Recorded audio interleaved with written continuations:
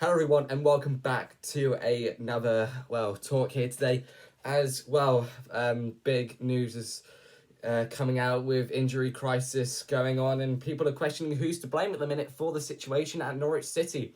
Is it Liam Manning? Is it Ben Napper? Could it also be the Atanasios? Or could it just be the players in general? That's what I'm going to talk about here today. As in the previous video, I talked about Liam Manning, how he could potentially be sacked. Obviously, that has not happened. But the question still arises, should he? To be honest, no.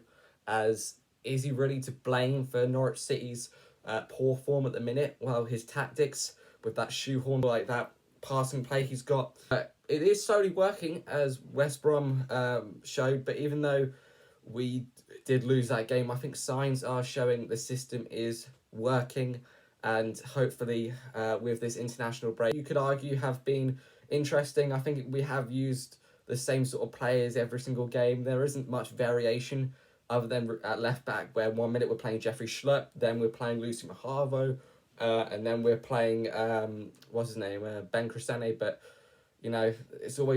it's changing up, and now we're playing Callum Fisher as well, because practically all three of them are injured, other than Lucien Mahavo. I would say for Liam Manning personally, he isn't really the one to blame, as I think it just takes time. Even though we are 9 games into the season now, we really do need to start picking up the pace here, as David Wagner was in this sort of situation around Christmas time last year, but he certainly picked up the form back after that Ipswich draw. But is it really Ben Napper who should be the one to blame, as the recruitment he has done, especially for coaches, as I was listening to Talk Norwich City, as Jack clearly said, you can get 1 appointment wrong, but you can't get 2.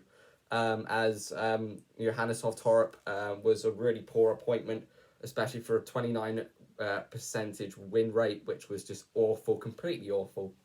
But I do think he probably could have done something this season, but we'll never know. As recruitment for him, we've spent around probably about 75 million under Ben Napper, and to be fair, we've spent over 15 million on just 2 signings, such as Ante Cernak and Jurasek, and both of them haven't really showed anything really other than Cernak.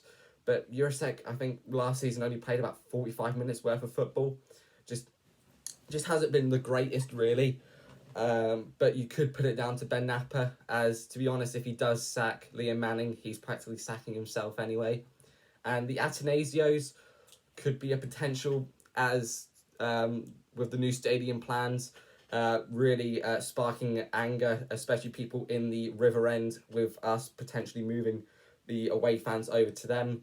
That side, obviously, it's just an appeal, and the EFL haven't granted this yet, as fans have completely gone berserk over what's happened, and I totally agree with it. The only positive side to it is that they're getting a fan zone outside the Barclay End, which I think is quite good. I think the Atanasios has anything to really do with this, other than I'm just glad that they are funding the club, and it's what Delia Smith really wanted.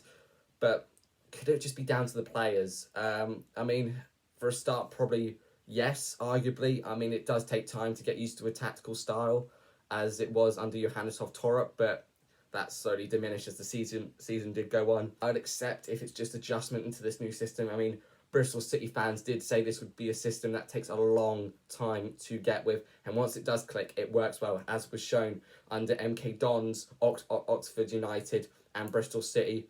And we can only just go off what they are saying, and the results do show under him.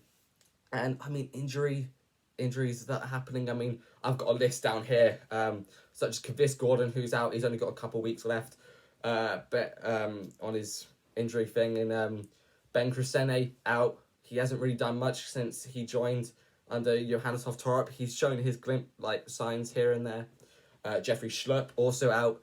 I think he's a player that would be more better for experience than he is to actually be the main starting left back. Anis Ben-Samani, don't know how he's been injured.